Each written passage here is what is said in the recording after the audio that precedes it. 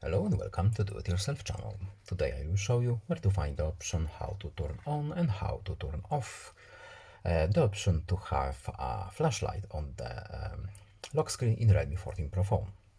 So first of all, we need to go to our phone's settings. Then in settings we are looking for home screen and lock screen menu. Next we need to scroll pretty much all the way down to lock screen shortcuts.